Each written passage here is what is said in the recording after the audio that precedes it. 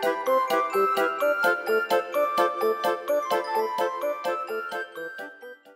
welcome to another episode of Animom. To cut a long story short, this is the second time I'm videoing this episode because when I started to edit the first recording, I found that there was this weird blurry blob around about here, this section of my face, and it was really bugging me. So I thought, I'll have a quick look at the camera. Turns out there is a big old thumbprint, fingerprint, some kind of print that shouldn't be on my camera lens. I am blaming the kids because I don't want to admit that potentially I might have touched my own camera lens.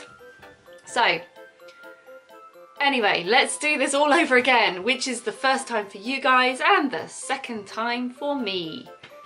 We are talking this week about Elfen Lied, my absolute all-time favourite anime, kinda because my absolute all-time favourite anime would be Chobits. I will probably do a review of that at some point. However, Elfen Lied, close second, maybe joint first. Who knows? So basically, Elfen Lied is an amazing, wonderful, magnificent creation that is an anime. It is also, in my opinion, not at all suitable for children. As a parent, as an adult, or someone probably over the age of 13. I know it does actually, as you can see, say 15 on it. And it says on the back, looking on the back here, contains strong violence and sexualized nudity. I agree, it does. It contains all of those things. So, right from episode 1, the opening scenes are extremely violent. They are scenes of mass shootings.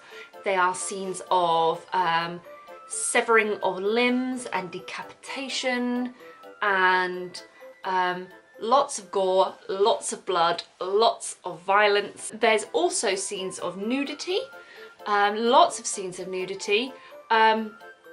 You would have to have a basic idea of what Elfen Lied is about.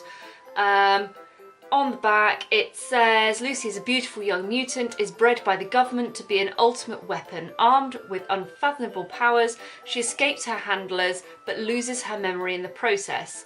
That gives you a rough idea of where Lucy is at. So this character Lucy escapes from the government facility, kind of like a laboratory, and in doing so she creates absolute havoc. She kills any human in her path. So yeah, lots and lots and lots of violence. And also within this government facility, the Decloni, who are that is what Lucy is, they are kept within these very sort of laboratory type rooms, big bunker type things, and they are invariably, for whatever reason, kept naked.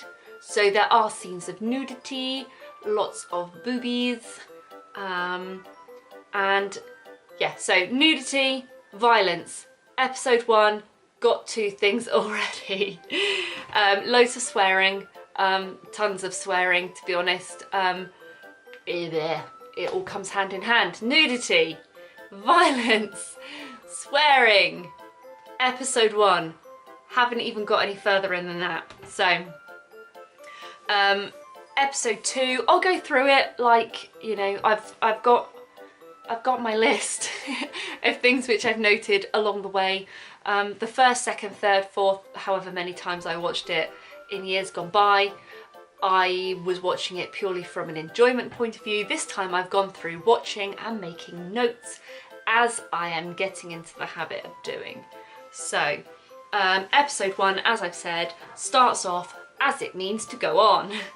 Episode 2, more gore, severed arms, eyes poked out. So similar to in Mirai Nikki, there is a guy who has his eyes poked out and his armies chopped off. And number 7 as well, which is one of the characters. She is one of the Decloni. She is another one of their experiments. They introduce her initially in this episode. She features heavily throughout it. She's a younger character, but Decloni are the same. She has the same little horns, which are mega cute. And yeah, so she is introduced in episode 2, but she is shown chained up, bloody and naked. There are a few, there's a little bit of sort of tension between the two main characters, which is Yuka and Kota, who are, it is their house that it is centered around. Most of the series is centered around their home. There is an episode where Yuka, the girl, she would like to be in a relationship with Kota. Kota is being a dumbass, doesn't realise this, or I don't know, maybe he's not so interested, who knows. Anyway, so there is an episode, where is it? Episode 4, in which Yuka asks Kota if she would like to touch her breasts. Thought I'd mention it. Episode 5. Episode 5 is one which I have always found a little bit tricky to watch. As an adult, tricky to watch. From a parent's point of view, this would raise some questions for children which would be troubling to answer. So, episode 5 features a girl, human girl, so she's not Decloni, but she features fairly frequently throughout. She is called Mayu. She is a girl who is homeless. So she comes across Kota's household, he takes her in, and so in this particular episode they show some of the background as to why Mayu is homeless, why at 13, and they do mention her age, she's 13 years old, she is out on the streets with nowhere to go. And so this episode shows her memories. So some of the scenes are as if they were her memories. So you see her in her home life, and her mum introduces this new man, this is your stepdad, and as it turns out this stepdad actually sexually abuses her. There are some relatively graphic scenes of that, which is not nice, and would certainly raise questions from a child, I would have thought. So yeah, that's definitely one that I wanted to mention. Also in that episode, there are scenes of decapitation. My next one, which I've mentioned, episode 8, there are scenes in there where a puppy is killed in quite a graphic and nasty way. I found this really upsetting. I hate the thought of any animal getting hurt, even if it is just an anime cartoon animal. That's still horrid. Now from a child's point of view, that would probably be quite a horrible scene to watch. So yeah, that's definitely one to mention. A lot of episode 8 actually gives you some of the background, so how Lucy, one of the main characters, became caught up in this whole government laboratory situation. So it gives you some background into her childhood, and which is interesting. As an adult, you should go watch it. As a child, you should not go watch it.